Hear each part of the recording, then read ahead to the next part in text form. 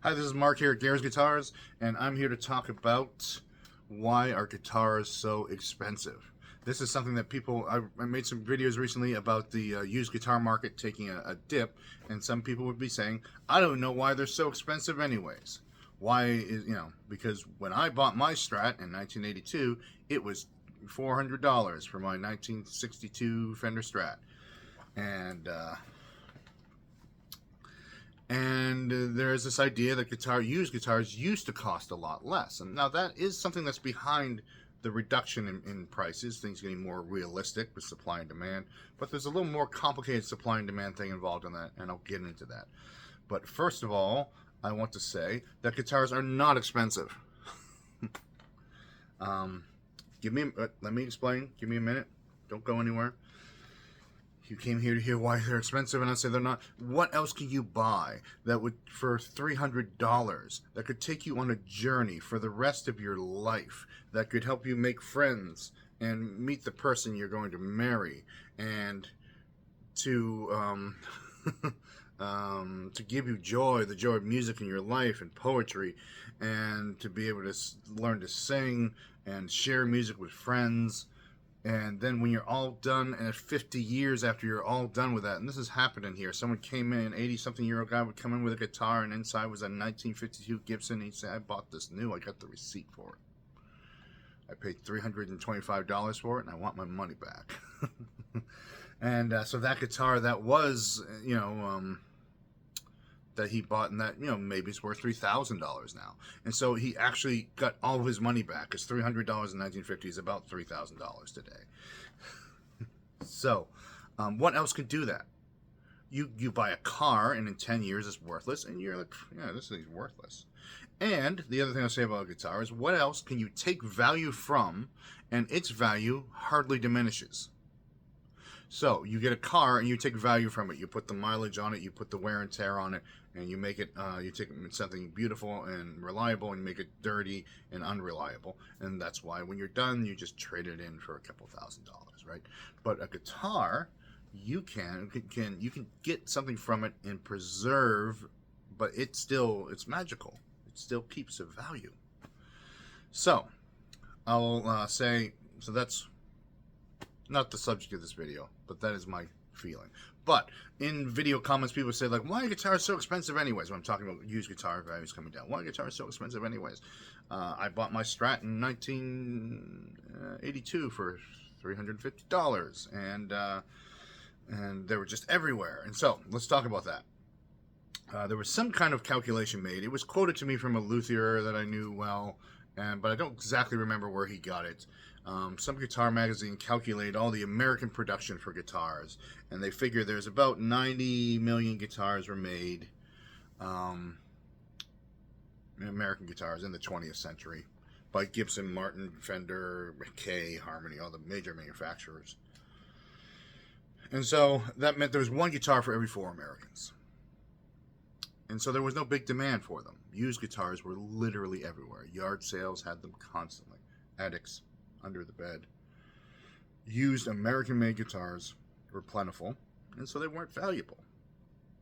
Some people realized that some were better. The old Strat was better than the new Strat, maybe.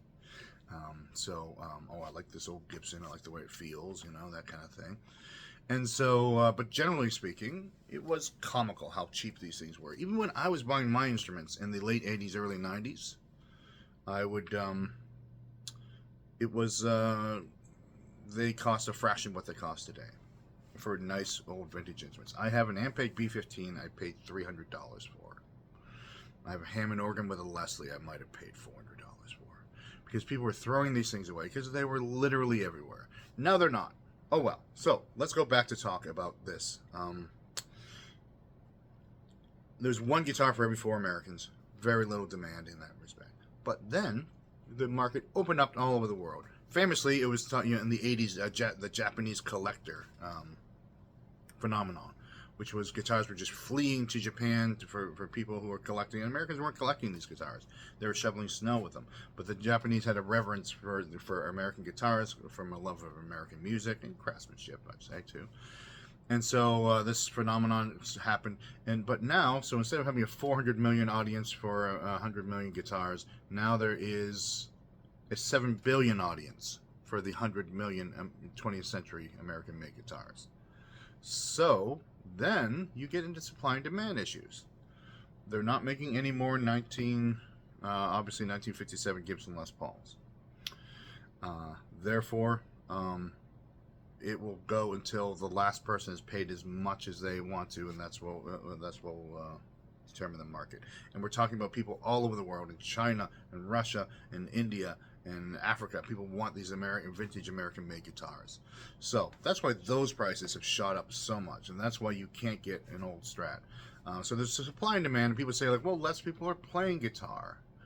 And less people are... there's no guitar solos and pop songs anymore. And that might be true, but you got to take that declining interest in the guitar, match it with the worldwide market brought to us by the internet that just constantly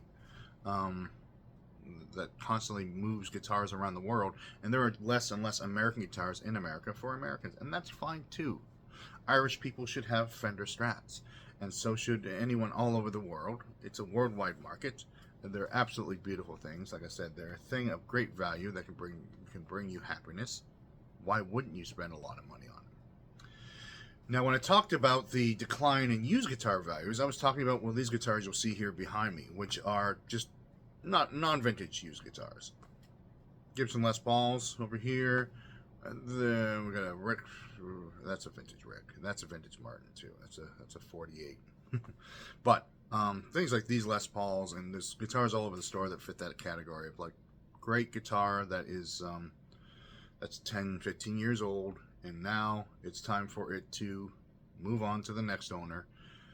The market was inflated, and now it's deflating because someone paid $2,400